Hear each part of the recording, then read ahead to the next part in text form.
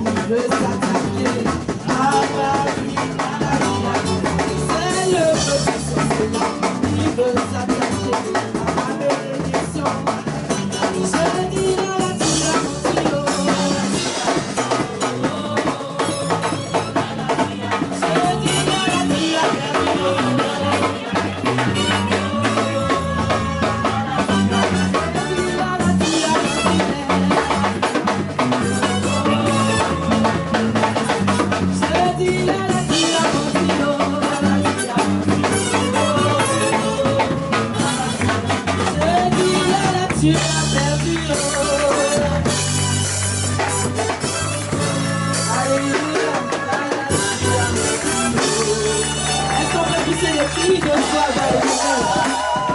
nous t'adorons. Est-ce que tu peux te tenir debout pour adorer ton nom? Nous t'adorons. Oh Père, nous t'adorons. Père, nous t'adorons. Père, nous t'adorons. Père, nous t'adorons. Père, nous t'adorons. Nous t'adorons.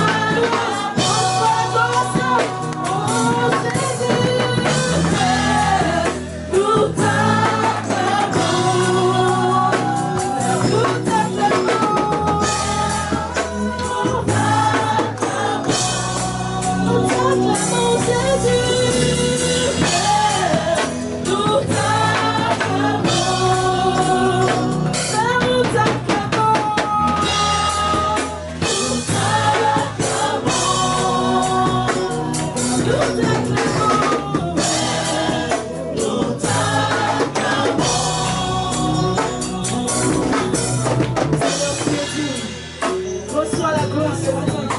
Reçois la louange. Reçois la célébration. Reçois toute la reconnaissance de nos cœurs. Nous te célébrons ce matin. Nous n'adorons que toi, Éternel. Nous n'adorons que toi, toi le véritable, toi le Dieu vivant et vrai. Reçois la gloire, Jésus. Reçois la gloire, Jésus. Reçois de tout mon être, Seigneur. Reçois de tout mon être. L'amour, Seigneur, de Jésus. Au nom de Jésus. Alléluia. Béni sois-tu, Éternel. Gloire et honneur de sa mort. Béni soit ton Seigneur Jésus. Béni soit ton Seigneur Jésus. Merci, Éternel. La gloire te soit rendue, Éternel. Béni soit ton Seigneur. Et le revoir, adore-le ce matin. Dis-lui combien il est grand dans ta vie. Dis-lui combien il est précieux dans ta vie. Dis-lui combien il mérite de recevoir l'adoration de ton cœur. Combien il est digne de recevoir l'adoration de ton âme. Combien il est digne. Allez.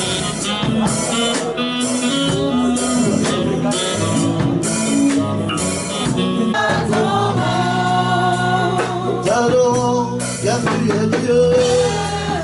Nous t'adorons. Oh Père, Nous t'adorons. nous t'adorons.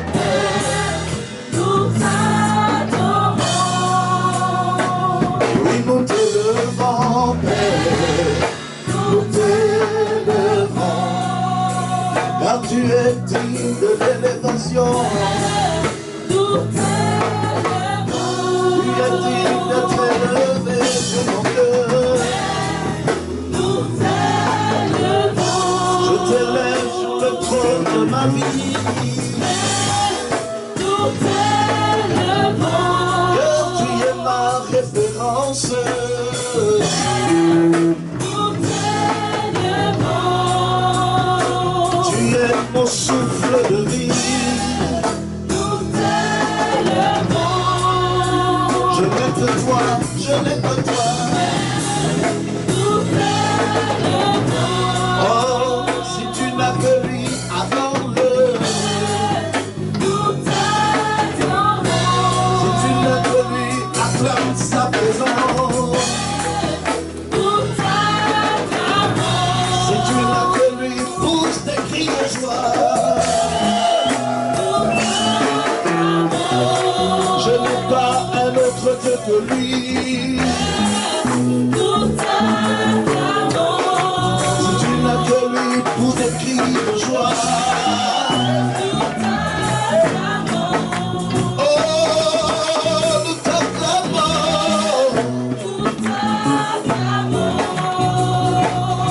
Nous t'acclamons. Nous t'acclamons. Alléluia. Seigneur mon Dieu, mon roi, je viens t'adorer ce matin car tu es Dieu. Les autres dieux de ce monde sont que vanité. C'est des hommes qui sont morts et sont restés dans le tombeau. Les autres dieux de ce monde ne sont que des noms qui passent et ne laissent aucune trace. Mais toi, tu es Dieu. Tu as existé avant la fondation de la terre. Quand la terre disparaîtra, tu seras, car ton nom est Alpha et Oméga. Tu es le commencement et la fin de toutes choses. Tu es le Dieu par qui nous existions, celui qui nous a créés à son image. En toi, il n'y a point d'ombre de variation. Tu es le Saint des Saints.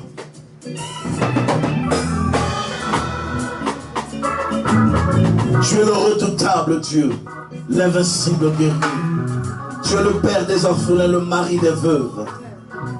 Tu es le Dieu compatissant. Tu Tu es la miséricorde par excellence. C'est toi la raison de notre vie. Seigneur, ce matin, je vais encore te dire que tu es ma raison de vie. Si je vis, c'est pour te servir. Si je vis, c'est pour t'aimer, c'est pour apprendre à t'aimer. Je veux consacrer mon existence à chercher à te connaître. Car en toi, je trouve ce qu'aucun homme ne peut m'apporter. En toi, je trouve ce qu'aucune personne, aucune institution, aucune société, aucun système ne peut m'apporter. Tu es Dieu. Les ennemis peuvent se liguer contre ma personne. Le monde peut se braquer contre ma vie. Mais personne ne touchera un brin de mes cheveux. Si toi, l'Éternel, tu l'as décidé. Tu es Dieu. Je vois mes détracteurs se détourner de leur course. Je vois mes ennemis se détourner de leur course. Je vois mes adversaires abandonner leur poursuite et reconnaître que tu es Dieu dans ma vie. Je t'adore. Quand la maladie frappe à ma porte, lorsqu'elle conquiert mon être et mon corps, je n'ai que toi comme mon soutien. Tu me guéris de toute maladie. Tu es Dieu. Lorsque les problèmes frappent à ma porte, aucun Canadien, aucun homme, aucune femme ne peut m'apporter un soutien. Tu es mon soutien. Tu es Dieu. Et il n'y a pas de pareil. Tu es sans pareil. Tu es sans pareil. Jésus, tu es le prince de la vie. Tu es sans pareil. C'est pourquoi ce matin, je viens encore inviter ta présence au milieu de nous. Saint-Esprit, je veux confier ces moments entre tes mains. Je sais que tu es là, parmi nous. Et tu te saisiras de ces instants pour enseigner ton Église. Car tu nous as convoqués pour nous faire du bien. C'est pourquoi ce matin, je viens reconnaître la manifestation de ton onction dans cette salle. Je prie que tous mes droits d'onction prophétiques bibliquement établis me soient reconnus. Réserve-moi de toute imitation de ton onction sainte. Mais accomplis en moi les œuvres de ta grâce. Je ne sais rien. Je suis qu'un homme. Je ne connais rien. Je suis qu'un instrument entre tes mains. Mais il t'a plu de poser ton regard sur ma modeste personne et faire de moi ton serviteur. Ce matin, je veux disparaître et te laisser croître au milieu de cette assemblée. Car tu es Dieu. Et nous voulons accueillir ta présence par des tonnerres d'acclamation pour signifier que tu es Dieu. Au nom de Jésus. Amen. Est-ce que quelqu'un peut donner une offrande d'acclamation très forte à l'honneur du roi des rois? Alléluia. Alléluia. Alléluia. Give a 5, donne un 5 à la personne qui est à côté de toi. Dis-lui bienvenue à la mission évangélique Grâce de Vie. Là où l'esclave devient un prince, faites-le avec style, faites comme ça. Regarde, fais comme ça. Voilà. Un 5, give a 5. Voilà. Fais-le avec un style. Alléluia. Alléluia. Alléluia. Koretana, butueinda, kembola nzambe, etondi mokili, batuna kangai, wapi nzambe na yo, nzambe na nguya, avandi na kembo, yokumama Yahweh, Yahweh, Yahweh, yokumama, Yahweh, Yahweh, Yahweh, Yahweh, kumama, Yahweh, Yahweh, kumama yo.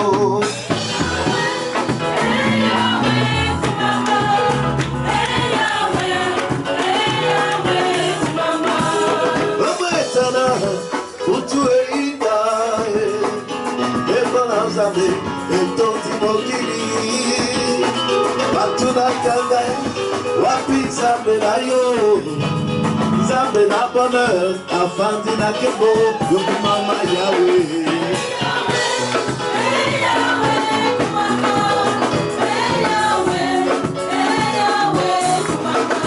Batuna Kangai, Wapi Zambela yo, Zambela Sivie, Afandina Kebo.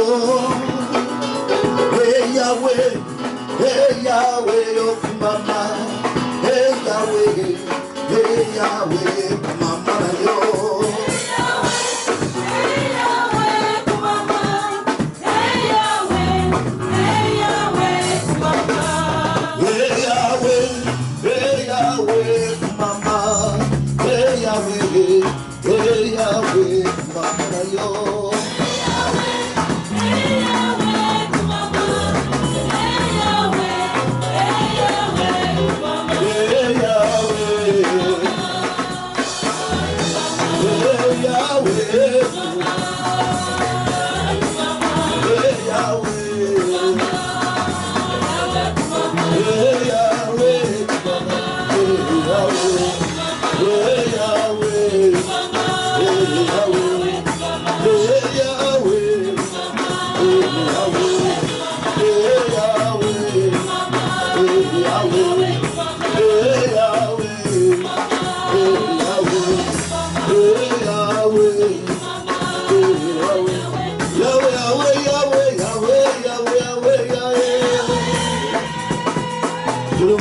Je ne vous sens pas.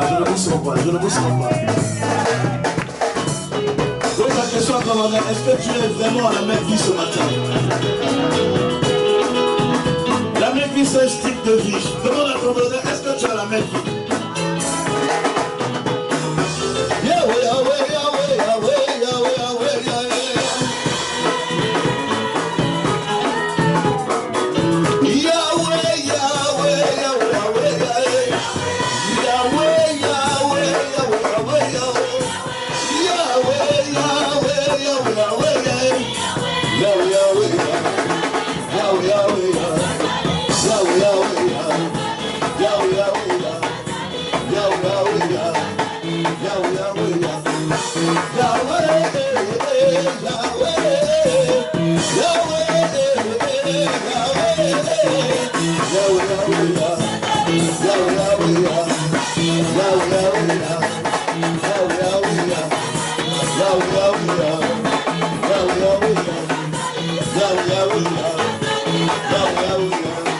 Il s'appelle Roger Trop.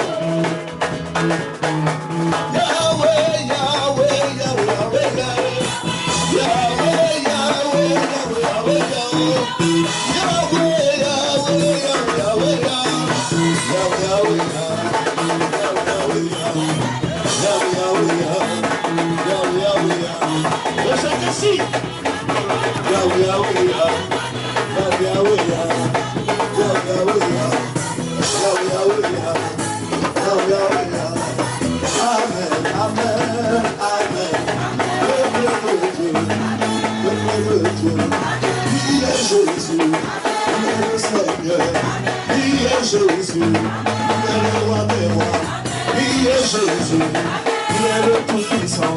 Amen, amen, amen, amen, amen, amen, amen, amen, amen, amen, il est Jésus, il est le roi des rois, il est le Seigneur des seigneurs, il est vivant.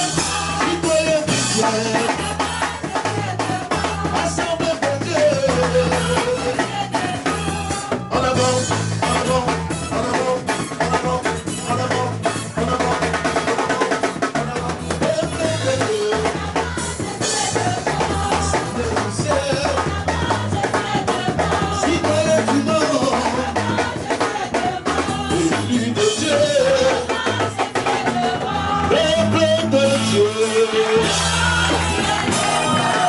Alléluia. Alléluia.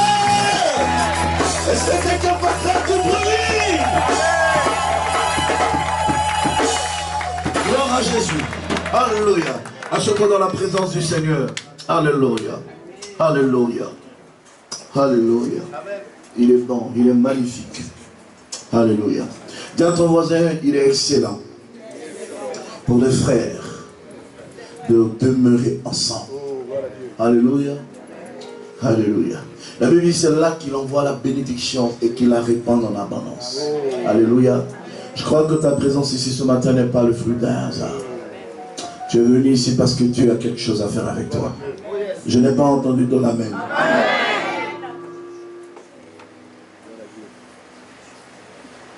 Demande à ton voisin, est-ce que tu es bien assis ce matin? Alléluia. Baissez un peu l'écho pour le retour. Il y a trop d'écho. Alléluia. Gloire to God. Alléluia. Christ est la vie, recherché de mon âme. Ô Seigneur, soutiens ma foi. Christ est la vie, recherché de mon âme. Ô Seigneur, soutiens ma foi. Je dis Christ est la vie, recherché de mon âme. Ô Seigneur, soutiens ma foi. Prends la main de la personne qui est à côté de toi. Prends-moi, Seigneur, dans mon état. Dieu de Jacob soutient ma foi. Prends-moi, Seigneur, dans mon état. Dieu de Jacob soutient ma foi. Christ est la vie, recherché de mon âme. Ô Seigneur, soutiens ma foi. Christ est la vie, recherché de mon cœur. Ô Seigneur, soutiens ma foi. Pose la question à ton voisin. Est-ce que Christ est la vie recherchée de ton cœur? Demande à ton voisin. Pose la question à ton voisin. Est-ce que Christ est la vie recherchée de ton âme? Pose la question à ton voisin. Pose la question. Demande à ton voisin. Sois rassuré que tu as posé la question à ton voisin. Pose la question à Pascal. Pose la question à ton voisin. Est-ce que Christ est véritablement la vie recherchée de ton âme? Pose la question à Vivien. Vivien, pose-lui la question. Est-ce que Christ est la vie véritablement recherchée de ton cœur?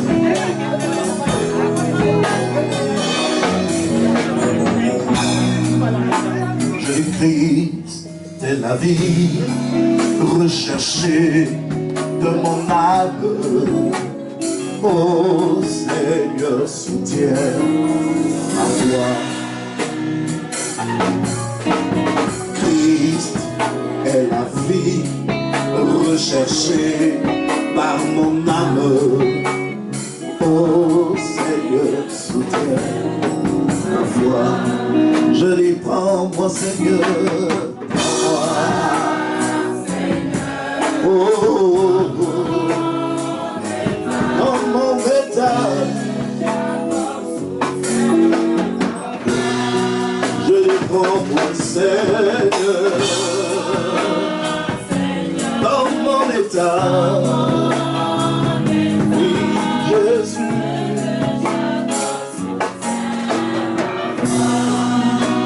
dernière fois, pose la question à ton voisin. Est-ce que Christ est véritablement la vie recherchée de Dieu?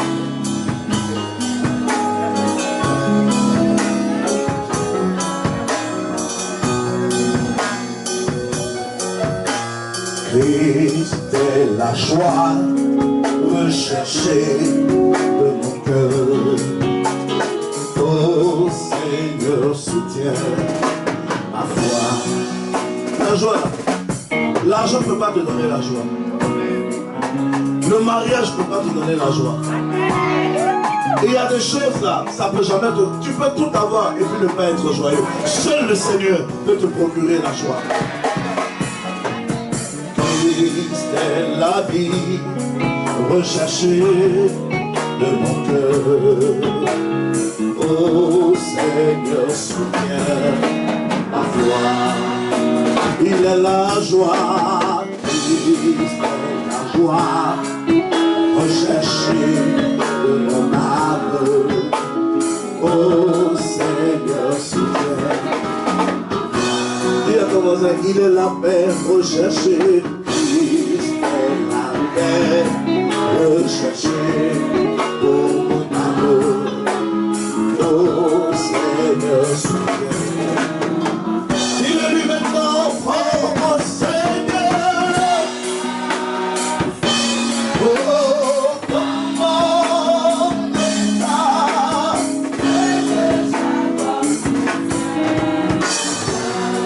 Oui, comment Seigneur. Oh, comment m'état.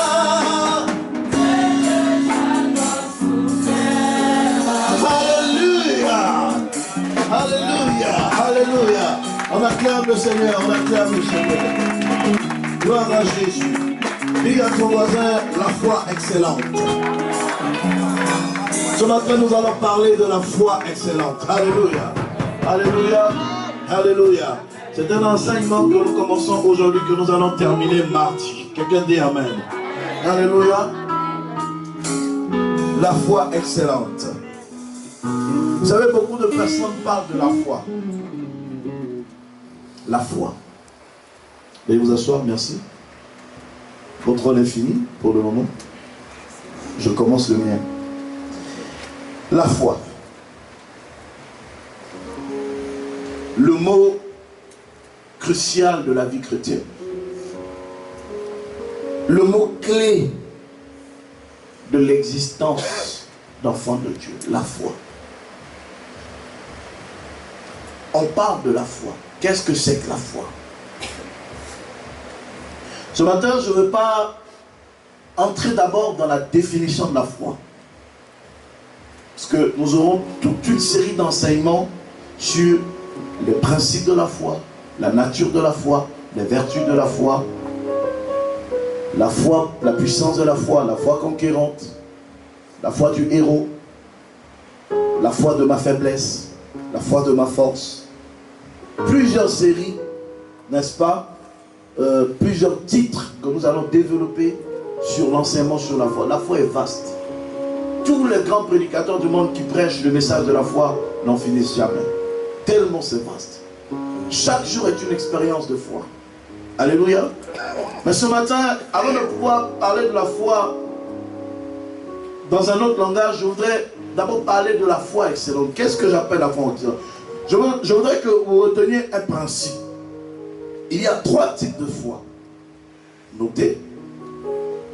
Il y a ce qu'on appelle la foi en Dieu. Voilà, il y a des chrétiens qui n'ont pas... Tu n'as pas amené ta Bible. Même ta Bible, tu n'as pas amené. Tu as amené. Donc on va te prêter une feuille et un stylo. Voilà, venir à l'église dimanche, ce n'est pas la figuration. On vient pour prendre les enseignements. Amen. Tu viens avec ta Bible, tu viens avec ton cahier. Quand tu es présent des femmes, tu n'as même pas de bic, tu n'as même pas de papier pour noter. Tu vas enseigner quoi aux femmes? Il ne faut pas me chercher. Hein. Trouve une feuille et un stylo. Claudine, prête-lui une feuille et un stylo. Alléluia.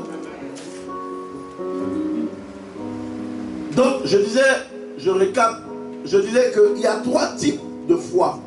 Il y a la foi en Dieu, il y a ce que j'appelle la foi en Dieu. que nous allons voir tout à l'heure.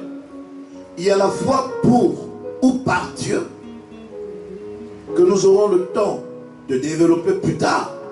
Et il y a ce que j'appelle la foi de Dieu. Et nous allons développer ça aussi ultérieurement.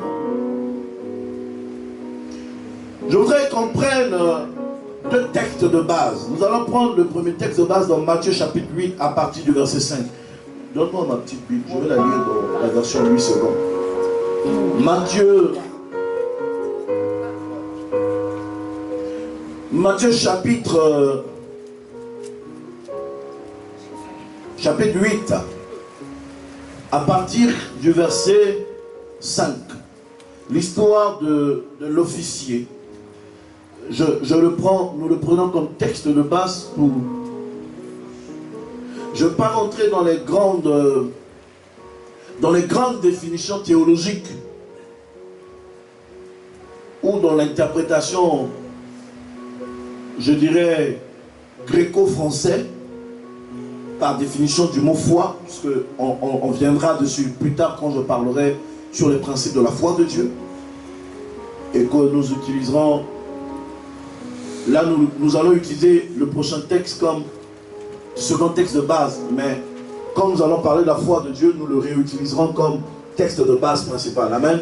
Pour pouvoir mieux comprendre l'essence des mots. Parce que je reste persuadé que l'Église est en train d'aller quelque part et il est important, je dirais très capital et très urgent pour tout le peuple de Dieu de cerner quels sont les quelques principes qui ont fondé, n'est-ce pas, je dirais, toute la puissance de l'Église primitive. Quel est l'héritage qui est attaché réellement à la parole de Dieu? Quel est l'héritage qu'un enfant de Dieu, quel est le profit que nous tirons de la connaissance des promesses de Dieu établies dans la Bible pour notre vie?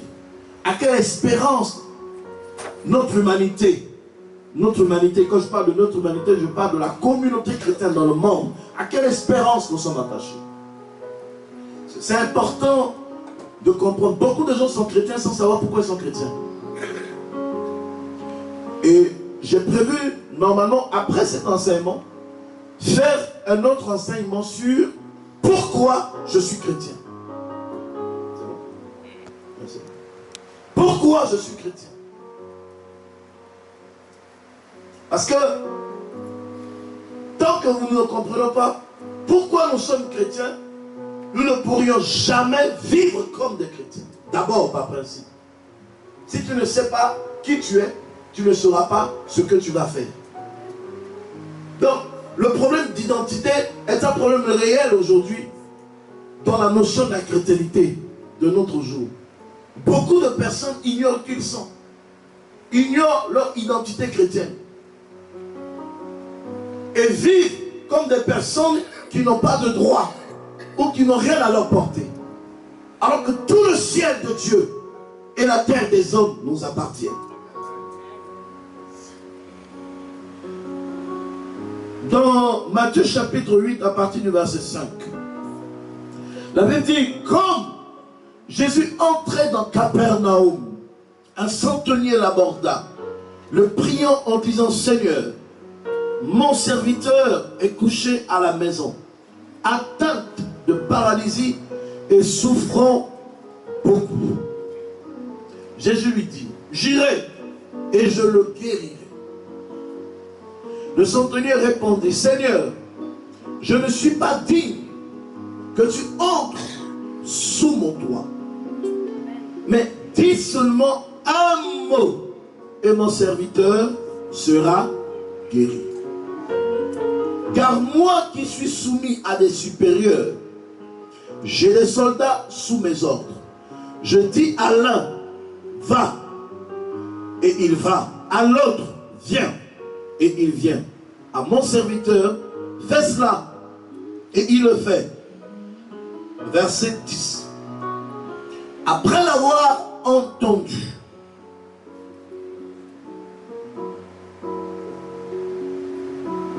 Jésus fut dans l'étonnement. Et à ceux qui le suivaient. Je vous le dis en vérité. Même en Israël, je n'ai pas trouvé un homme d'aussi grande foi. Or, je vous déclare que plusieurs viendront de l'Orient et de l'Occident et seront à table avec Abraham, Isaac et Jacob dans le royaume des cieux. Mais les fils du royaume seront jetés dans les ténèbres du dehors, où il y aura des pleurs et des grincements de dents. Puis Jésus dit au centenier, va, qu'il te soit fait selon ta foi. Et à l'heure même, le serviteur fut guéri. Quelqu'un dit amen à la parole.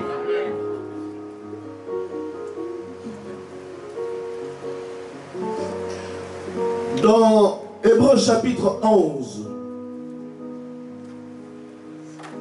je sais que vous n'aimez pas trop quand je fais l'enseignant les dimanches, mais si je ne vous enseigne pas,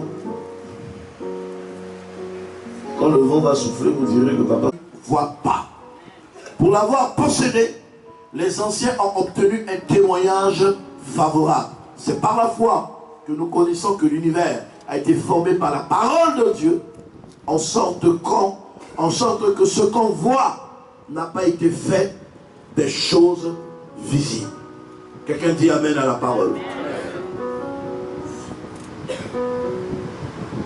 En parlant ce matin de la foi excellente que j'appelle la foi en Dieu, je parle de cette foi qui a caractérisé, je dirais, le comportement de tous les grands hommes qui ont marché avec Dieu, en commençant par le père de la foi, Abraham. La foi en Dieu. Faites bien la différence, comme je dis, la foi pour ou par Dieu, la foi de Dieu et la foi en Dieu. Beaucoup de chrétiens aujourd'hui vivent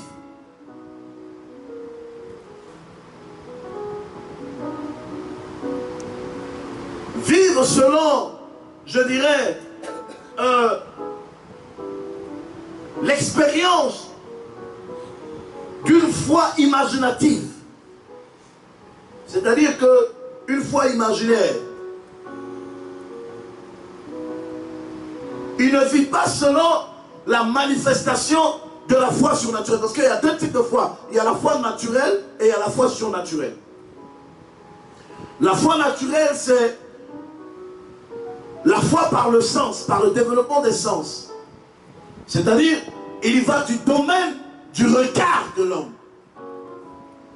La foi naturelle regarde. La foi surnaturelle voit.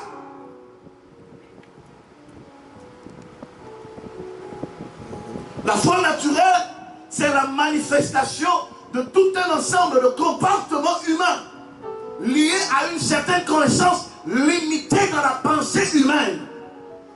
Mais la foi surnaturelle est cette foi qui est attachée aux promesses de Dieu, qui est liée à la parole de Dieu.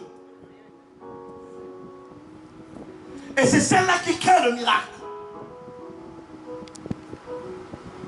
Ce que j'appelle la foi excellente ou la foi en Dieu, c'est la foi par dépendance à Dieu. Vous verrez que dans l'histoire de tous les grands hommes qui ont marché avec Dieu, ce qui a fait le secret de leur réussite, ce qui a fait le secret de leur succès, c'est leur dépendance entière à la volonté de Dieu.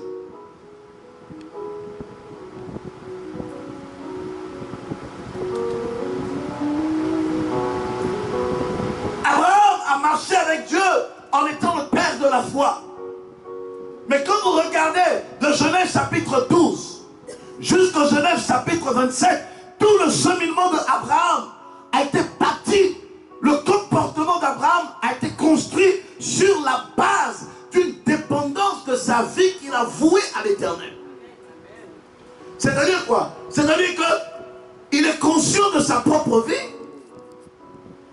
mais sa vie ne dépend plus de lui, dépend de celui qui la tient. Il pose des actes,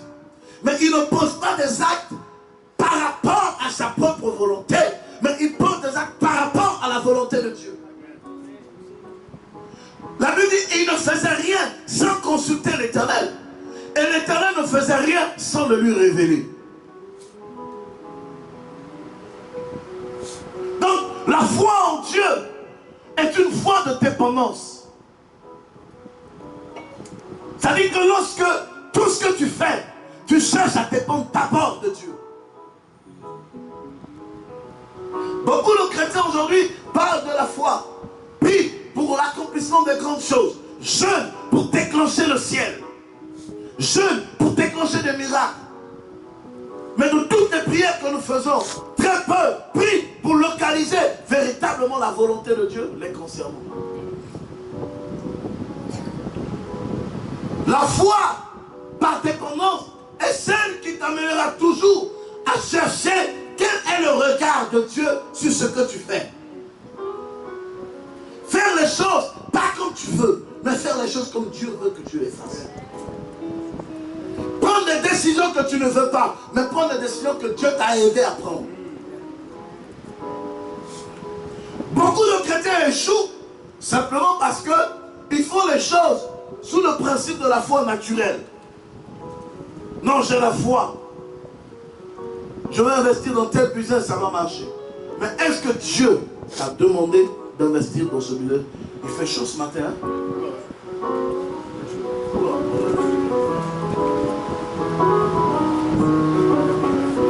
Alléluia. Est-ce que ce que tu fais est dans la volonté de Dieu? Mais ça là, vous tournez ça en haut, ça va sur qui? On descend. Hein? On descend. Ça va là-bas? Oh. En haut comme ça. Ça prend la salle. Ça prend pas le plafond. Hein? C'est pas la clim, non? Alléluia.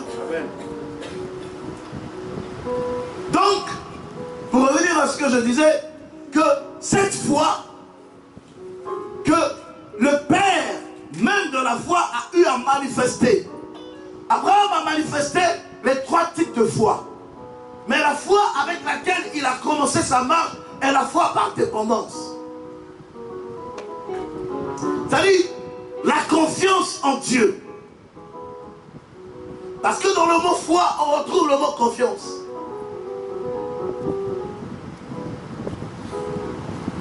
Beaucoup de chrétiens aujourd'hui veulent faire des choses, mais ils ne veulent pas les faire selon la volonté de Dieu.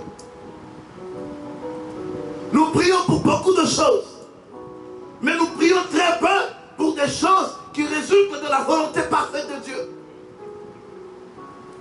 À un certain niveau de la vie, on ne peut pas accomplir un certain nombre de choses si on n'associe pas Dieu pleinement dans ce que nous faisons.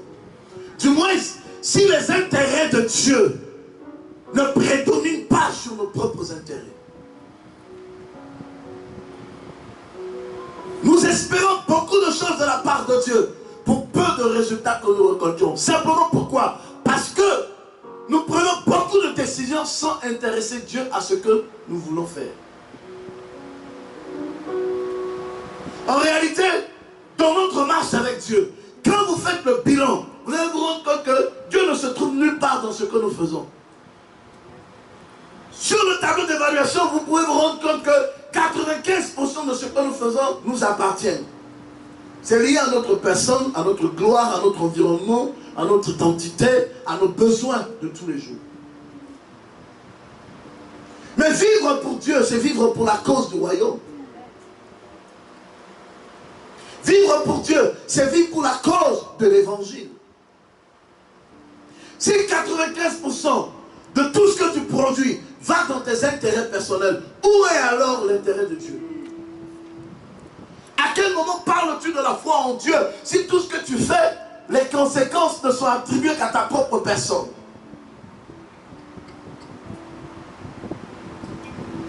Il y a des gens, ils se lèvent le matin par rapport à la situation de la vie, ils prennent une décision sans pour autant inviter Dieu à regarder dans leur choix. Et c'est quand ils sont en train d'échouer qu'ils cherchent maintenant des solutions. La foi en Dieu est cette foi qui te permet de plus sais de la volonté de Dieu dans les moments difficiles. Quand on n'a pas encore acquis une certaine dimension spirituelle, une certaine croissance spirituelle, l'idéal serait, dans tout ce que nous faisons, de plutôt chercher à comprendre quels sont les desseins de Dieu me concernant.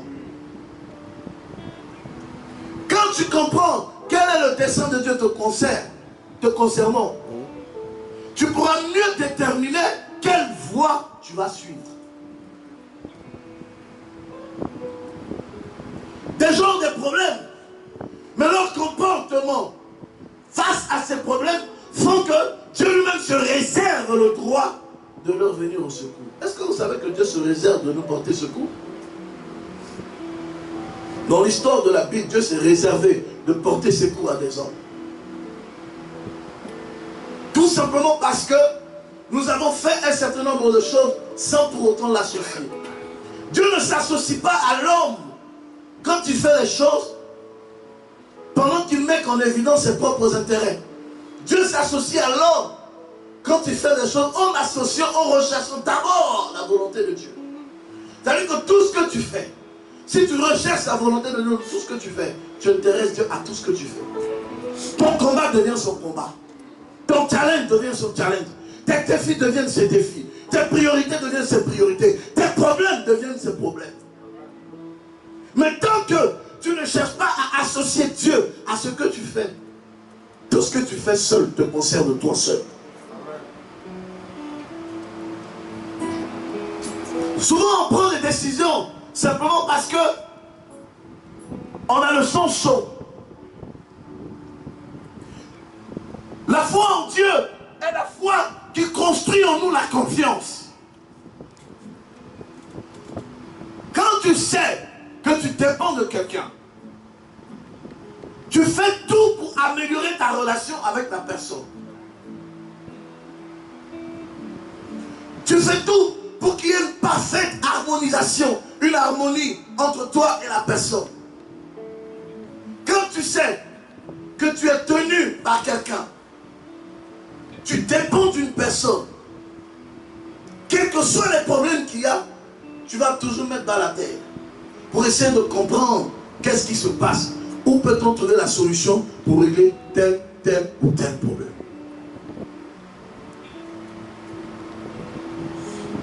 La foi ne nous crée pas l'indépendance. Attention.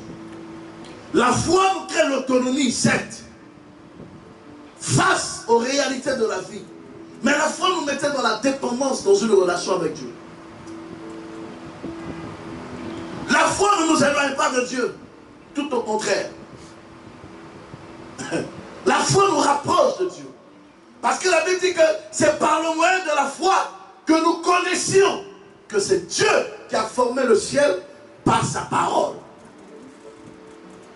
Le verbe connaître ici, qui est conjugué, connaître veut dire faire corps avec. Donc c'est par la foi que nous faisons corps à Dieu. Combien de personnes font corps avec Dieu?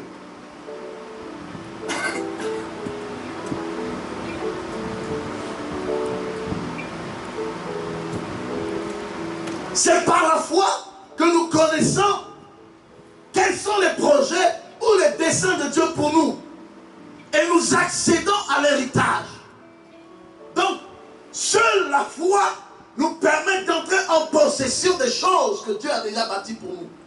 Mais pour pouvoir entrer en possession de ces choses, il nous faut obligatoirement entrer en connexion avec la personne qui donne la chose.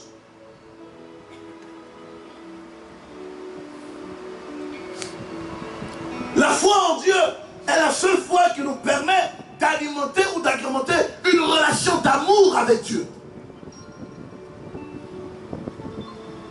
Très peu de personnes dans l'église aujourd'hui, peu d'enfants de Dieu, lorsqu'on ira fouiller dans leur cœur, on trouvera un amour réel pour Dieu. L'amour de beaucoup de chrétiens est circonstanciel. L'amour de beaucoup de chrétiens est un amour, je dirais, aléatoire, si je peux me permettre le terme. C'est un amour comme ça. L'amour réel, l'amour vrai, dans le cœur des enfants de Dieu, vis-à-vis de la personne de Dieu, ça n'existe pas aujourd'hui. On aime Dieu parce qu'on espère de lui quelque chose. On ne l'aime pas simplement parce qu'il est Dieu et parce qu'il est le Créateur. La plus belle expérience que nous devrions apprendre à faire aujourd'hui, c'est la capacité à aimer Dieu simplement parce qu'il est Dieu dans notre vie. Parce qu'il est notre Créateur. La foi en Dieu te permet de mettre en application les principes du royaume. C'est par la foi que Abraham a quitté son pays, a marché sur la parole de Dieu pour aller dans un pays qu'il ne connaissait pas. C'est écrit noir sur blanc. La foi en Dieu est la foi qui construit en nous l'obéissance.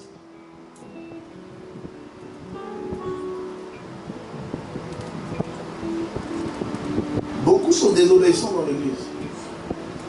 Tu es d'accord, non? Beaucoup sont désobéissants dans l'église. Ils veulent faire ce qu'ils veulent, mais ils ne veulent pas faire ce que Dieu veut. Et ils sont étonnés de ne pas avoir les résultats qu'ils espèrent. Mais je veux dire, si la décision te revient de droit, pourquoi as-tu besoin de Dieu? Si tu peux gérer ta vie comme tu veux et obtenir le résultat que tu espères, pourquoi as-tu besoin de Dieu? Laisse Dieu. Laisse pour des gens qui ont besoin de lui véritablement. Avec Dieu, il n'y a pas de demi-mesure. Il n'y a pas un pied dedans, un pied dehors. Avec Dieu, c'est le tout complet.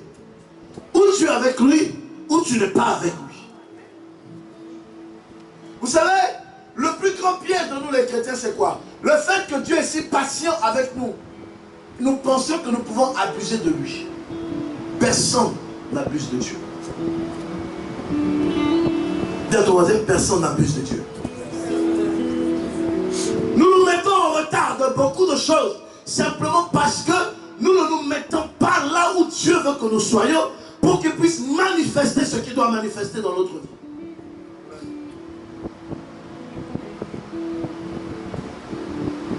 La foi en Dieu entretient une flamme de prière. Elle apporte de l'obéissance.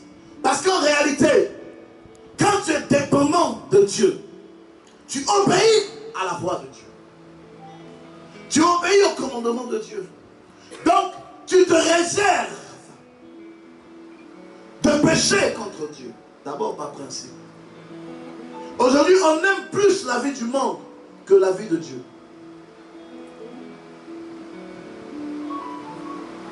On aime les choses de la terre.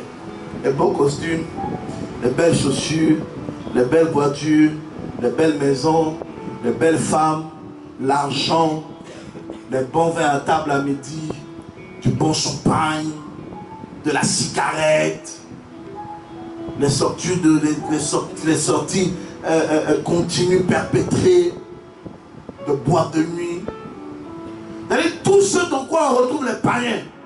C'est dans ça qu'on nous retrouve nous chrétiens. Je vais te poser une question. Oh, Dieu n'interdit pas tout ça. Si, Dieu interdit tout ça. Dieu interdit tout ça. Oh, dis-le bien. Oh, dis ça bien.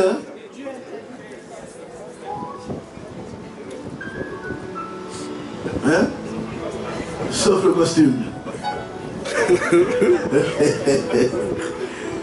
Aïe, aïe, aïe, aïe, aïe, aïe, aïe. C'était une parenthèse. Je veux dire aujourd'hui que nous avons beaucoup de choses à rattraper dans notre marche avec Dieu.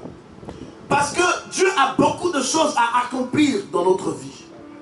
Mais tant qu'on ne comprendrait pas comment marcher pour pouvoir déclencher l'ensemble de ces choses que Dieu veut accomplir dans notre vie, on prendra beaucoup de retard. Alors que beaucoup de choses ont été déjà manifestées. La foi en Dieu, c'est la foi qui te rapproche des promesses de Dieu. Parce que beaucoup de chrétiens, en réalité, vivent sans promesse. La foi en Dieu te rapproche de l'alliance de Dieu.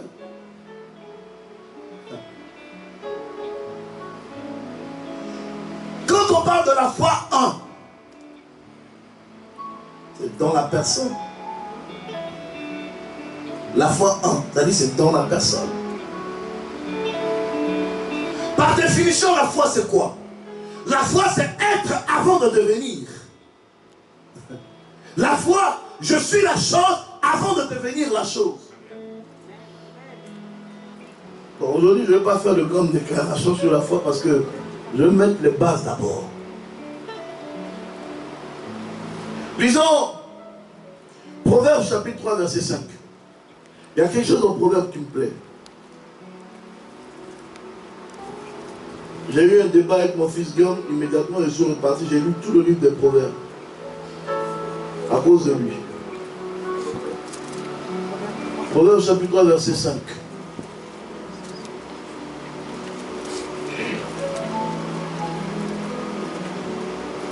Proverbes chapitre 3, verset 5.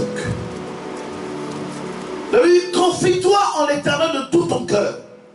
Ne t'appuie pas sur ton intelligence.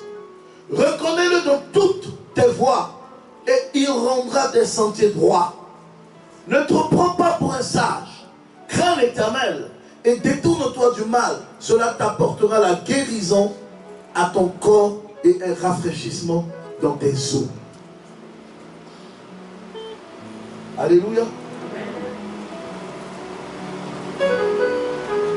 Il dit, confie-toi en l'Éternel de tout ton cœur.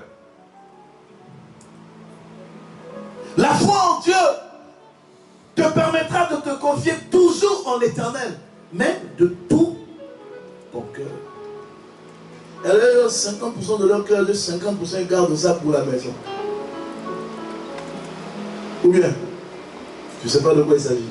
Bon, si, un tout petit peu. Aujourd'hui, tu vas donner 100% de ton cœur à Dieu. Si je t'ai laissé partir ici, vraiment, la dernière fois tu m'as eu, tu es venu, une fois tu es parti, tu es revenu. Heureux, tu es resté, c'est fini, tu es venu là, tu es resté en même temps. On acclame le Seigneur pour son fauteuil, pour son fauteuil. Alléluia. Il y a des gens, 50% de leur cœur, c'est pour Dieu, 50% de leur cœur, c'est pour eux-mêmes. Mais Dieu ne confie pas son héritage à quelqu'un en qui il n'a pas confiance. Je parle à quelqu'un. Dieu ne peut pas confier le ciel et la terre. Écoutez, je vais pousser pour vous dire quelque chose. Lorsque Adam a échoué, Dieu a regardé Adam. Il aurait pu souffler un vent en Adam. Et puis le repositionner dans son alliance de manière à ce que Adam continue la mission. Mais Dieu a balayé Adam. Ça veut dire que Dieu cherche un homme. Noé est venu. Il a fait ce qu'il pouvait faire, mais il a fini ivrogne. Dieu est passé sur Noé. Il a pris Abraham. Abraham a marché avec lui, mais Abraham a fut limité par l'âge, il est mort. Dieu est passé de Abraham à Isaac, de Isaac à Jacob. D'homme après homme, il est passé en confiant une portion de sa vision sur l'héritage du ciel. Et chacun de ces hommes sont partis les uns après les autres. Et Dieu a continué la marche. Dieu n'a pas tout donné à Abraham. Il regarde les contrées des plaines. Tel sera le pays que je te donnerai. Tu seras le père d'une multitude de nations. À cause de toi, plusieurs nations seront rattachées à moi. Mais il n'a pas donné les nations à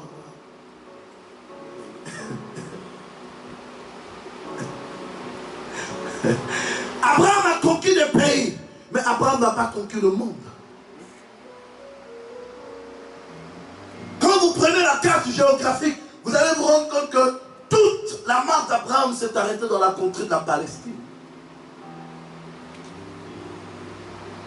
Abraham est mort, il n'est pas ressuscité. Mais parce qu'il est le père de la foi, Dieu a bâti l'alliance de l'éternité avec lui, l'alliance de la foi avec lui. Il lui a donné un ciel qu'on appelle le sein d'Abraham. Parce qu'Abraham a marché dans la justice et l'équité devant Dieu. Dieu lui a donné une part qu'il n'a donnée à aucun autre homme. Mais ça encore, c'était limité. Dieu est passé sur Abraham. David est venu, tellement il aimait l'ego. Tout ce qu'il a fait pour Dieu a été limité. Dieu lui dit, tu as tout fait pour moi, mais tu ne me bâtiras pas le temps. C'est ton fils qui le fera. Les erreurs que David a commises, la Bible dit les pères ont mangé des raisins pourris. Les dents des enfants en ont été agacées. Les erreurs de David chez la femme s'est éteint sur Salomon. Au lieu d'une femme, David a pris une, Salomon en a pris 1000. Dieu est passé sur Salomon. À la mort de Salomon, le temple a été détruit. Tout l'héritage que Dieu avait promis a été déstabilisé à cause de sa désobéissance et de son amour pour les choses du monde, qui l'ont égaré de la confiance de Dieu. Et Dieu a continué de chercher jusqu'à il est arrivé. Jérémie a commencé à crier comme un grand prophète intègre. Il a fini en prison parce qu'il n'avait pas d'intelligence. Il a exécuté la pensée de Dieu comme il se devrait, mais il était limité par rapport à la saison dans laquelle il vivait. Il a existé une époque où le peuple n'avait pas la notion, où n'avait pas pleine conscience de l'héritage. C'est pourquoi Dieu va essayer, réessayer avec Esdras et Néhémie pour reconstruire l'héritage. Mais là encore, ils ont échoué. Jusqu'à ce qu'ils regardent dans le ciel. Et puis, il met à qui confierai-je l'héritage que j'ai construit? Et Jésus dit, mais je suis là.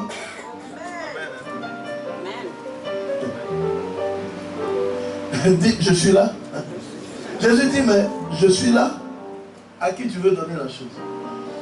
Maintenant, il regarde Jésus, il dit, comme tu es là, et que tu veux cet héritage, voici le prix à payer. La foi en Dieu a un prix à payer. Notez. La foi a un prix. Beaucoup de chrétiens ne veulent pas payer le prix de la foi.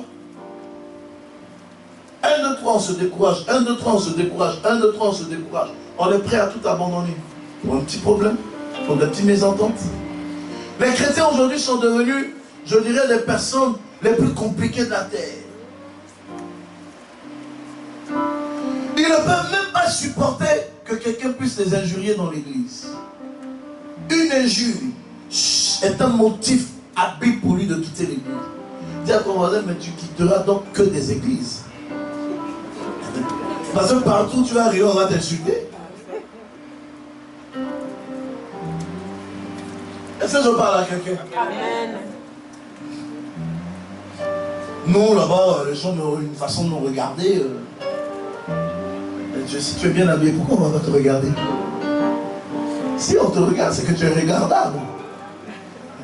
Il faut toujours mettre les choses du bon côté.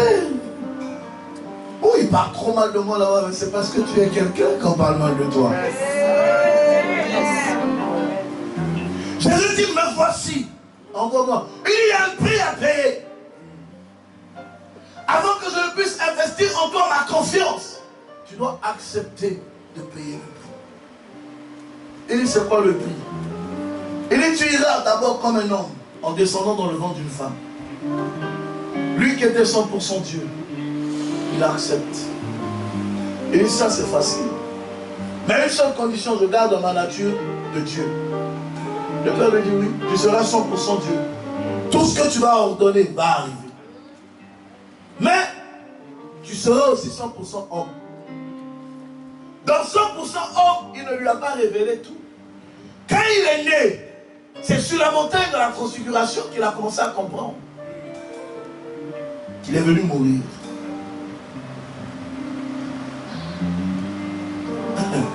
Quand il a commencé à identifier le prix à payer, la Bible dit que lui-même est allé prier pour demander à Dieu, si cela n'est pas ta volonté, éloigne cette coupe de moi.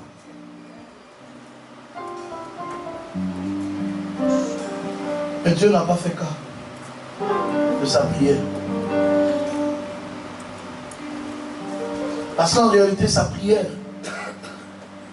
à ce moment, n'avait plus d'importance, puisque la marche avait déjà commencé.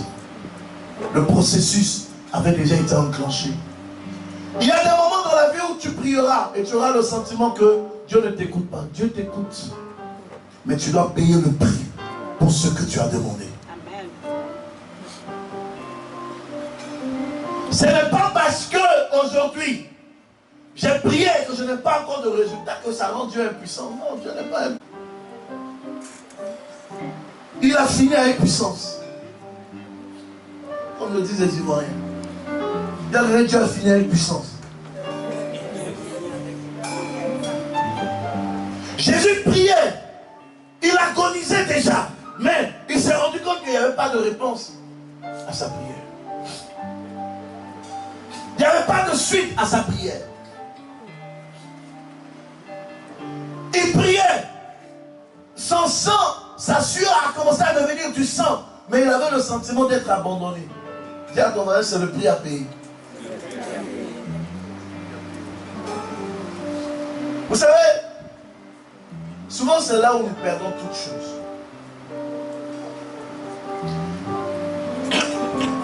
Je vais vous faire un tableau simple. Imaginons la chose. Juste parce que tu es né pour être une reine et qu'il faille que tu ne couches pas avec 10 hommes, c'est le principe. Que tu arrives juste à te conserver un tout petit peu, à mener une petite vie de sanctification, ne serait-ce que sur 5 ans. Pour que Dieu mette devant toi l'homme qui t'avait promis. C'est le prix à payer. Dis à ton voisin, c'est le prix à payer. Tu es malade, mais tu ne dois pas boire. Tu ne dois pas fumer. Pour que Dieu puisse te guérir, c'est le prix à payer. Mais tu bois, tu fumes. À quel moment tu payes le prix? Tu veux un ministère, on t'a confié les responsabilités dans l'église, mais tu es tout le temps absent. Pourtant, ta régularité, c'est le prix à payer. À quel moment la bénédiction ou le ministère va te localiser? Tu pries pour des choses, tu demandes des choses à Dieu. Un jour tu es là, un autre jour tu n'es pas là. Mais ta régularité, ta constance est le prix à payer. Juste ta constance, que tu ne changes pas, ta fermeté. La foi est une ferme assurance. Ta fermeté est le prix à payer. Donc à ton voisin, est-ce que tu as payé le prix?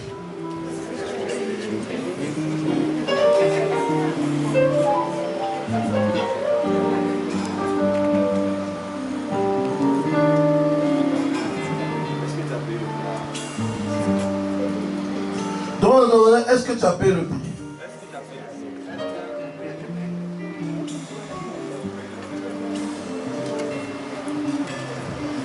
Le prix à payer. Le prix à payer.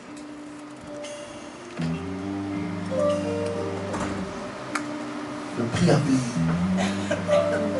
Beaucoup d'enfants de Dieu vivent sans payer le prix. Mais Jésus est arrivé. Il a regardé la croix. Il savait qu'il allait être rejeté. Il savait qu'il allait être abandonné. Il savait qu'il allait être crucifié. Il savait qu'il va être rejeté par les hommes. Il savait qu'il sera trahi par ses frères. Il savait qu'il allait être rejeté. Il savait qu'il sera battu par des hommes qu'il a fabriqués à son image. Parce que, en réalité, ceux qui l'ont crucifié, c'est l'image de ses mains. La créature a sacrifié le Créateur. Mais c'était le prix à payer. Pour pour que le nom que le Père lui a promis, qui était le nom qui serait élevé au-dessus de tous les noms, lui soit accordé. Amen. Ton histoire est possible avec Dieu que si tu acceptes de payer le prix. La foi en Dieu est une foi de combat, est une foi de positionnement. La foi en Dieu est une foi de rapprochement. Dieu ne te donnera rien si tu ne fais pas les choses comme il se doit. Dieu peut tout changer dans ton environnement. Que si tu apprends à lui faire confiance et à cultiver sa confiance en toi. Dieu peut tout te donner. Que si tu apprends à faire les choses comme il espère que tu les fasses.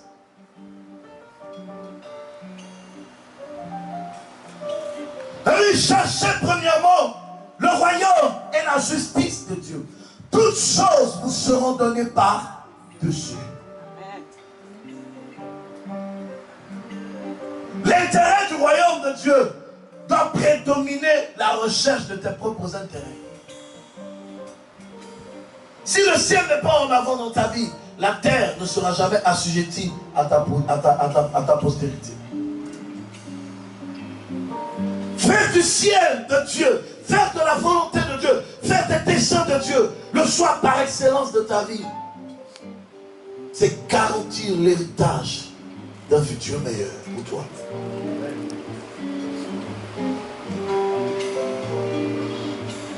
La foi en Dieu, c'est cette foi qui te permet toujours de te rapprocher du Seigneur. Dans les moments difficiles, tu le consultes toujours. Dans les temps de confusion, tu viens toujours vers lui. Beaucoup de personnes,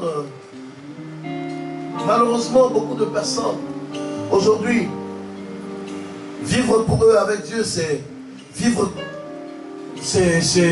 voilà, en fait, c'est devenu une vie normale, une vie naturelle. On vient à l'église, on prie Dieu, on adore Dieu, on fait les offrandes, on prélève la dîme si le pasteur en a besoin. Parce que pour beaucoup de personnes, la dîme, c'est un besoin pour le pasteur.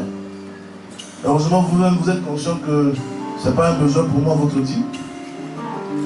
Et puis ça s'arrête là. Et puis bon, ben, voilà, on espère des choses, on espère des choses. La vie chrétienne n'est pas une vie de rêve. C'est une réalité qui existe dans un royaume. Le royaume de Dieu est réel. L'héritage du ciel sur la terre est réel. Jésus est le royaume de Dieu sur la terre. Jésus est le royaume de Dieu manifesté pour les hommes.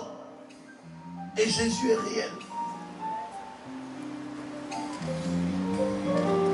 Nous devons apprendre à prendre Dieu au sérieux. Si nous voulons voir Dieu faire des choses dans notre vie, nous devons le prendre au sérieux.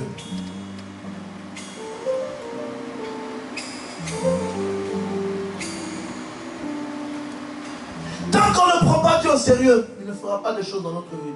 En fait, souvent je me dis même que le Seigneur est au ciel là-bas et puis se moque de nous. Il nous regarde. On joue avec lui et puis il nous regarde.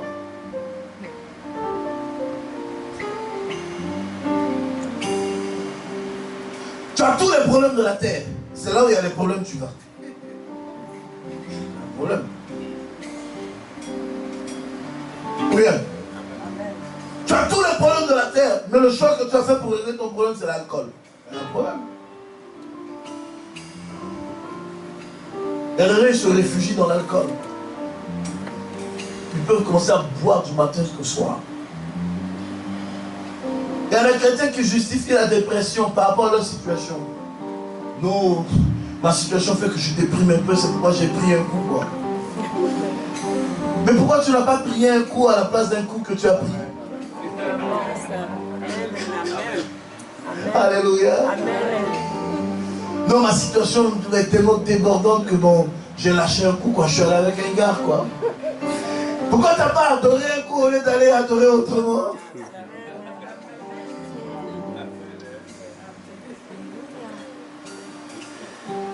Ah, les chrétiens n'aiment pas ce type de message, hein?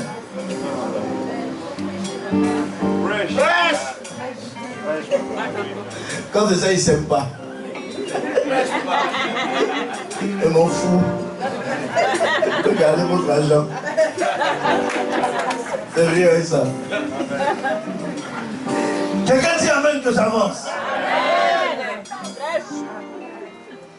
Le royaume est réel. Et Dieu attend des choses de notre part. Dieu attend que ton cœur s'attache à lui, s'attache à sa parole, s'attache à ses pensées, s'attache aux principes qu'il a établis pour le fonctionnement du ciel et de la terre. Amen. Le royaume est réel. Dieu est réel. La sanctification est réelle.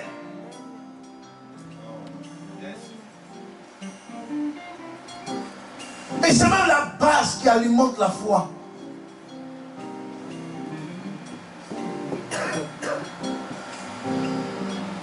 Alors, elle pense que je ne peux pas prêcher sanctification. Mais vous vous trompez. Moi, je suis saint. Il n'y a aucun péché en moi.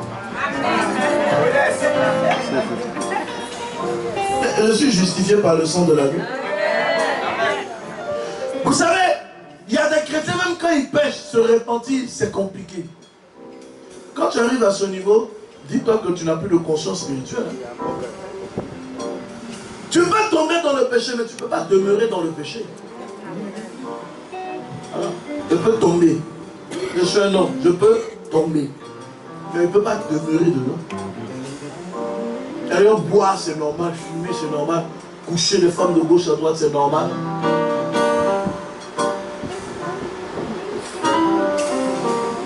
Hein?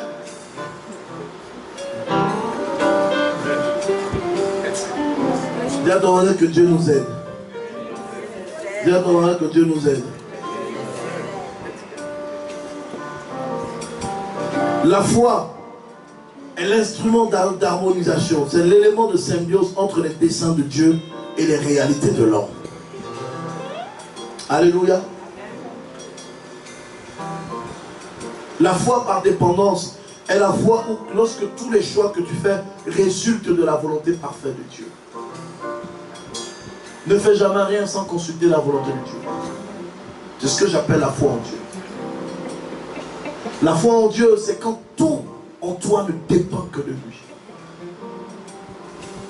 Toutes les décisions de ta vie ne dépendent que de lui. Tous les choix de tes investissements ne dépendent que de lui. Tu veux divorcer, mais est-ce que c'est la volonté de Dieu?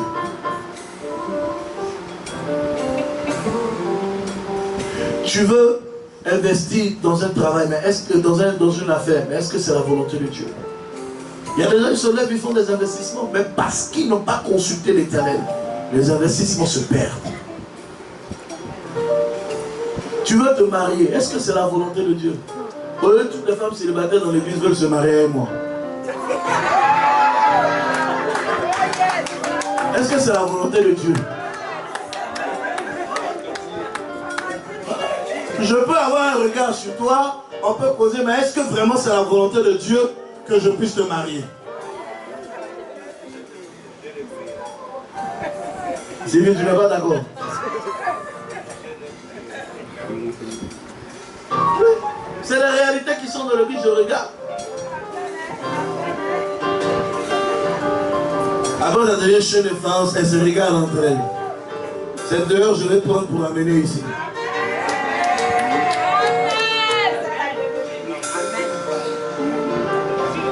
Moi, il règle pour moi en même temps. Hein? Alléluia. C'est normal que nous ayons des ambitions. Mais est-ce que nos ambitions cadrent avec la volonté de Dieu? Est-ce que la volonté de Dieu est pour que je me marie avec le pasteur? Parce que se marier, c'est une chose. Mais il ne faut pas divorcer après. Ouais, si tu te maries pour casser le ministère du pasteur demain, c'est que ce n'était pas la volonté de Dieu. Si tu te maries pour rendre le pasteur malheureux après, ou pour ne pas qu'il soit heureux dans le mariage, ou que tu ne sois pas heureuse dans le mariage, ce n'est pas la volonté de Dieu. Donc, on réfléchit bien.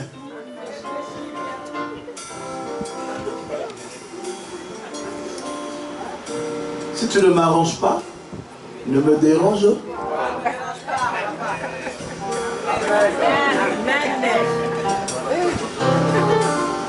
Alléluia. Donc aujourd'hui, les choix que nous faisons doivent résulter de la volonté de Dieu. Il faut faire la volonté de Dieu. C'est la prophétie. Hein, Désiré?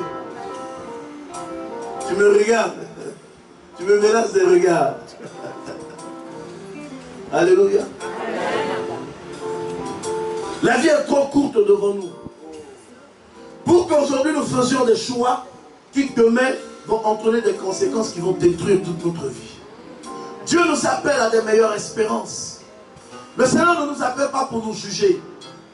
Il ne nous a pas sauvés pour nous juger. Il nous a sauvés pour l'héritage qu'il a laissé pour nous. Nous sommes des héritiers.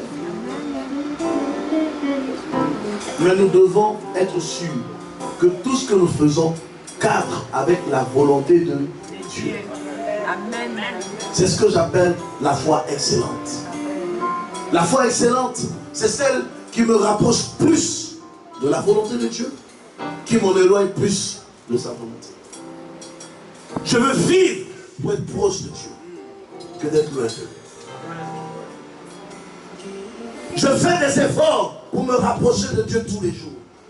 Je fais des efforts pour que son image domine dans ma vie. Pour que sa volonté domine dans ma vie. C'est la seule chose qui fait que je n'échouerai pas. Je vous ai dit pourquoi je n'échouerai pas à Nantes. Pourquoi l'église ne tombera pas. Parce qu'avant de venir, j'ai consulté l'Éternel. Il m'a dit: des vents souffleront. Des hommes te quitteront. Plusieurs te trahiront. Mais ma fidélité te demeurera. Amen. Mais quand j'ai entendu ça, je fais quoi les gens? Dépendre de Dieu, c'est sécuriser son futur. Dépendre de Dieu, c'est garantir son avenir. Dépendre de Dieu, c'est construire un futur meilleur. Les gens peuvent t'abandonner. Il dit, Proverbe dit, ne pense pas que tu es très intelligent. Ne fonde pas ton appui, tes assises sur l'appui que tu as dans le monde. Mais confie-toi en l'Éternel. Parce que c'est le seul qui ne t'abandonnera jamais. Les hommes peuvent te trahir, mais lui ne te trahira pas. Jésus dit au centenier, je vais terminer. Il dit, j'ai entendu parler de toi.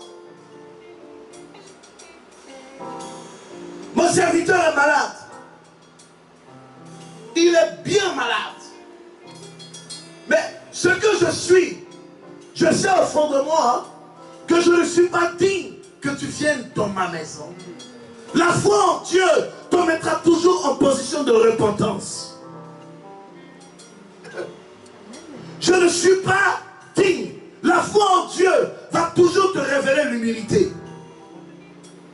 Je ne suis pas digne. Les chrétiens sont des orgueilleux. Pourquoi on me parle comme ça? Je prends pour qui? Dis à ton voisin, tu es plus grand que Dieu. Oh, dis à ton voisin, tu es plus grand que Dieu. Pourquoi on ne te parle pas comme ça?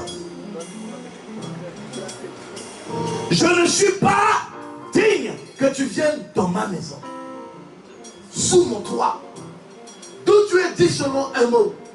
Mais quand l'officier parlait à Jésus, pour lui, il parlait avec sincérité, mais il ne savait pas qu'à ce moment précis, pendant qu'il parlait, il était en train d'entrer dans l'intimité avec Dieu. Il est en train de cultiver un niveau de confiance dans le Seigneur. Il est en train de relever la façon de regarder de Dieu sur sa personne. Il pousse plus loin pour dire, au-delà du fait que je ne sois pas digne que tu viennes dans ma maison, dis un mot d'où tu es et mon serviteur sera guéri. Pourquoi? Et il s'en va justifier à Jésus la raison de ses déclarations. Il dit, je suis un officier de l'armée, j'ai des hommes sous mon commandement, je donne des ordres et je dis à l'un d'aller à gauche, il y va. Aux autres d'aller à droite, ils y vont. Mais j'ai aussi des supérieurs. Quand il me dit d'exécuter un tel ordre, je le fais. Mais toi, je sais que Jésus, tu es le Seigneur des Seigneurs. Je sais que tu es le roi des rois. Je sais que tu es l'envoyé de Dieu. Le seul homme qui a accepté d'accomplir la volonté de Dieu par excellence.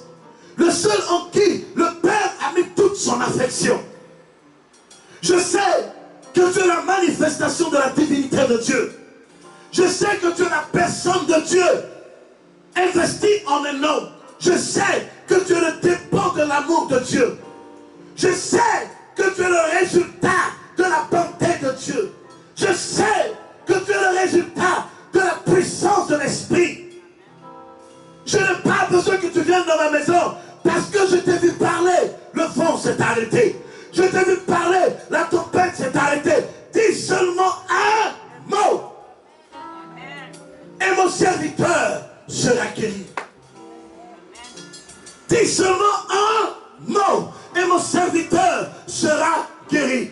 Je ne le dis pas pour te flatter, Seigneur, parce que j'ai conscience que tu es Dieu. Wow. Je ne le dis pas pour te flatter, Seigneur, parce que je sais d'où tu viens. Quand on sait ce dont tu es capable, notre façon de le servir change. Lorsqu'on sait de ce dont tu es capable, notre manière de le prendre est différente. Quand on sait ce dont on attend du Seigneur, notre manière de le prier est différente.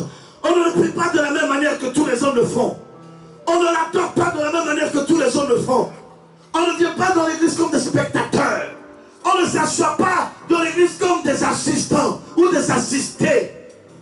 On devient acteur de quelque chose. On se donne de la volonté pour faire quelque chose. On se mobilise pour quelque chose. On s'élève pour quelque chose. On s'investit pour quelque chose. Dis à ton voisin, je dois faire quelque chose. Bon, j'ai envie de prêcher un peu pour finir. Dis à ton voisin, je dois faire quelque chose. Oh, je ne t'entends pas parler. Dis, je dois faire quelque chose. Je sais ce que je sais. Je le sais par-dessus toutes choses. Je sais que je sais, que je sais, que je sais, que je sais, que je sais, que je sais, que je sais, que tu dis un mot, mon serviteur sera guéri. Tu n'as pas besoin d'en dire deux, parce que deux, c'est le chiffre de l'homme. Les hommes sont dupliques en eux. L'homme est le numéro 2 de Dieu. L'homme est le second de Dieu. Donc il peut avoir deux paroles. Mais comme toi tu es Dieu, tu es le commencement, tu es l'unique, tu es le premier, tu n'as qu'une seule parole. Dis seulement un mot. Je n'ai pas besoin d'une phrase. Je n'ai pas besoin d'une composition. J'ai besoin d'un mot. J'ai besoin d'un mot. Et mon serviteur sera guéri. Je sais quelle est l'espérance qui est attachée à ta parole. Disait le centenier, je sais quelle est la puissance qui réside dans ta parole. Ta parole n'est pas comme celle des hommes. Elle est bonté et miséricorde.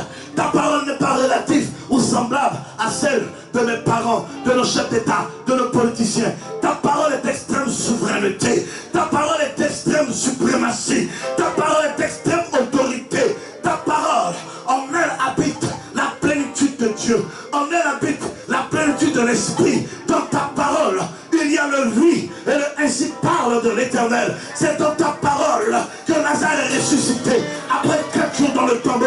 C'est par ta parole. Oh, je pensais que les propriétaires de ces paroles sont dans la salle. Je suis en train de parler à quelqu'un ce matin.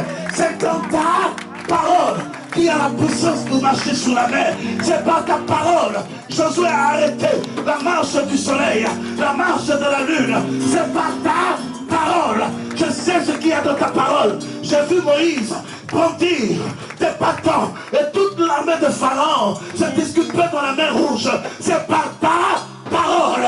J'ai vu Élie lever ta parole et le feu est tombé du ciel pour consumer l'autel de Baal. C'est par ta parole. Dis seulement ce que tu sais de Dieu va le pousser à te donner ce que tu espères. Ce que tu sais de Dieu va le pousser à te donner ce que tu espères.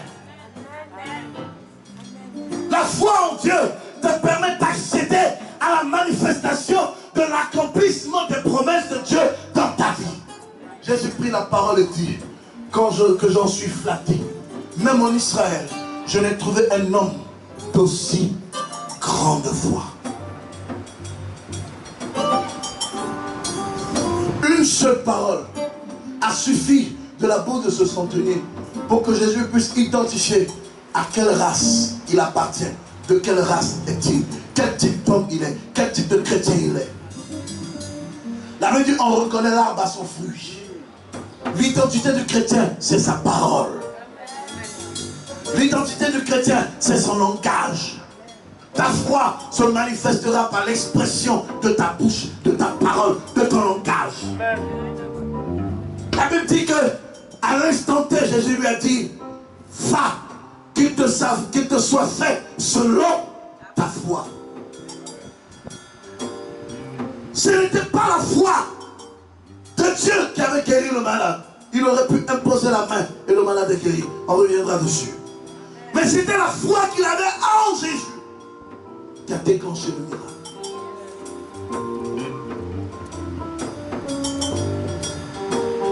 La foi en Jésus. Toute ma confiance elle est en toi, Seigneur. Je n'ai personne sur qui m'appuyer. Tout mon espoir est en toi, Seigneur. Mon secours, c'est toi, Seigneur. Mon soutien, c'est toi, Seigneur. Mon appui, c'est toi, Seigneur. Tu connais ma situation, tu connais ma maladie, tu connais mes épreuves, tu connais mes problèmes, mais tu es la réponse à mes questions. Au plus profond de moi, je sais qu'au stade où je suis arrivé, la médecine ne peut plus rien faire pour moi, les docteurs ne peuvent plus rien faire pour moi, mais toi, l'Éternel des armées, si tu dis un seul mot, je serai guéri. Je suis arrivé à un stade où les hommes se sont fatigués de me regarder. Ils se sont fatigués de me faire des promesses. Aucun ne veut m'épouser. Mais si tu dis seulement un mot, je serai guéri. Je sais que ma famille n'espère plus grand chose de moi. Ma famille ne veut plus de moi parce qu'elle ne croit plus en moi. Au stade où je suis arrivé, mon avenir semble déjà raté. Mais l'Éternel des armées, je sais une chose. Tu as le pouvoir de redresser ce qui est courbé. Tu as le pouvoir de ramener à la vie ce qui était mort. Tu as le pouvoir de ressusciter ce qui était mort. Oh, je pensais que je parlais à des enfants de Dieu ce matin. Je pensais que je parlais à des chrétiens ce matin. Le système est parti de manière à ce qu'aujourd'hui, je ne puisse plus avoir d'avenir. Je ne puisse plus avoir d'espoir. Mon mari ne veut plus de moi. Ma femme ne veut plus de moi. Mes enfants ne veulent plus de moi. Mais dis seulement un mot. Dis seulement un mot. Dis seulement un mot. Seigneur, voici ma foi. Je n'ai pas d'autre secours que toi. Tu es ma foi. Voici ma foi. Je n'ai pas d'autre appui que toi. Tu es ma foi. Seigneur, voici ma situation. Au jour d'aujourd'hui, je suis convaincu que je suis en train de courir à ma perte. Si tu me laisses, je courrai à ma perte. Mais Seigneur, tu es mon appui.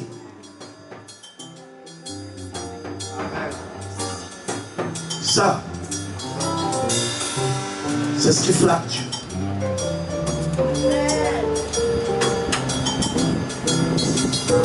Dis seulement un mot. Et mon serviteur sera guéri. Un mot, ton ministère change.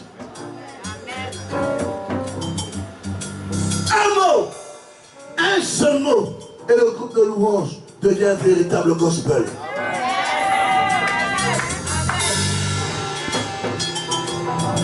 Un mot, et Vivier, tu deviens le plus grand pasteur de France. Un seul mot suffit pour que mon histoire change. Et elle changera. Oh, je dis, elle changera. Je dis, elle changera. Jésus, dis seulement un mot dans ma vie. Seigneur, dis seulement un mot dans ma vie. Je n'en peux plus. Dis seulement un mot. Je n'en peux plus.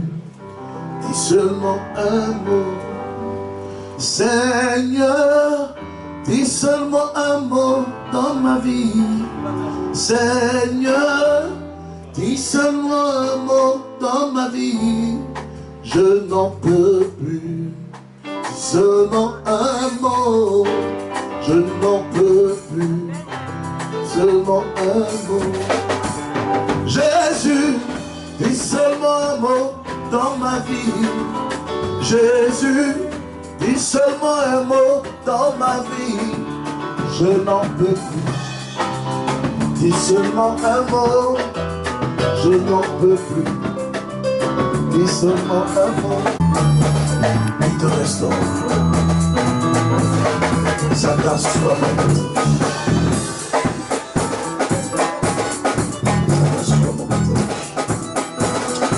Il te restaure. Il te restaure.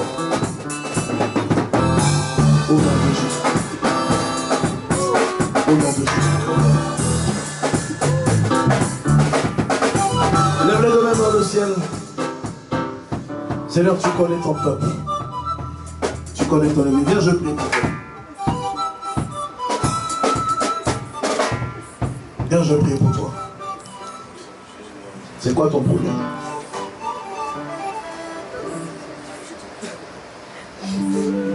Dis-moi ton problème, je prie pour toi. Comme tu as décidé d'être incrédule, je fonde ton incrédulité. Tu vas donner le miracle à te confondre. Et tu vas reconnaître que Jésus est Seigneur. Au-delà de tout ce que tu peux penser, imaginer, Dieu est souverain. Dis-moi, c'est quoi ton problème? Je dois créer un établissement. Et tu penses que ton restaurant est au-dessus de Dieu? C'est petit. Ton restaurant est petit. C'est même pas une vision. C'est même pas un projet. C'est qu'une ambition. Il y a des choses au-delà de toute imagination humaine que Dieu est capable d'accomplir dans ta vie. Donne la main, je prie pour toi. Père, ferme les yeux. Je prie dans le nom de Jésus-Christ. Par la puissance du Saint-Esprit. Par le toucher. Accomplis ta volonté dans la vie de cette femme. Montre-lui que tu es Dieu dans ce ministère. Qu'un miracle s'opère dans sa vie. Afin que son incrédulité se transforme en foi. J'ai foi que tu l'aimes. Dieu t'aime. Je t'aime énormément. Et je veux que tu l'entendes d'une autre oreille. Dieu t'aime énormément. L'amour de Dieu pour toi est au-delà de tout ce que tu as pu imaginer de ta vie jusqu'aujourd'hui. Il y a des situations que tu as connues dans ta vie qui t'ont rendu hystérique. Tu veux qu'on rentre dans les détails? C'est pas tout.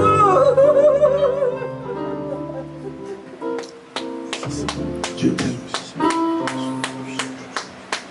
La prophétie n'expose pas les gens. Mais Dieu t'aime. Tout ce que je peux te dire, Dieu t'aime énormément. Regarde, tu as tout fait. Tu as fait beaucoup de choses. Donne un tout petit peu de place au Seigneur dans ton cœur.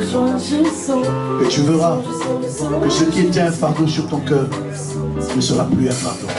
Ce qui était un poids sur ton épaule n'est plus un poids. Tu vas faire la paix avec Dieu aujourd'hui. Je te donne l'occasion. Tu vas répéter la paix.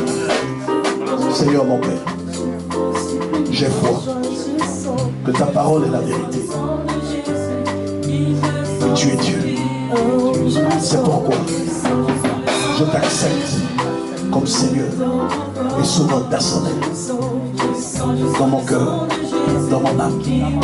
Prends contrôle de ma vie. Habite en moi. Remplis-moi de ton Esprit Saint. Prends le contrôle de mon être entier. Je veux t'appartenir, Seigneur. Te servir. Témoigner ton amour, ta grandeur et ta puissance. Car je sais que tu es Dieu. En dehors de toi, il n'y en a point d'autre. Merci de me recevoir dans ton sein et dans ton conseil, comme fille du royaume, comme citoyen gagnant. Je prends part à l'héritage de Christ et je crois dans le Dieu de mon salut. Au nom de Jésus. Amen. Félicitations. Pour moi tout semble noir et que je ne suis plus en joie, je sens. Alléluia. Je sens que Jésus qui fait sentir. Dis Seigneur, fais quelque chose dans ma vie. Fais quelque chose dans ma vie.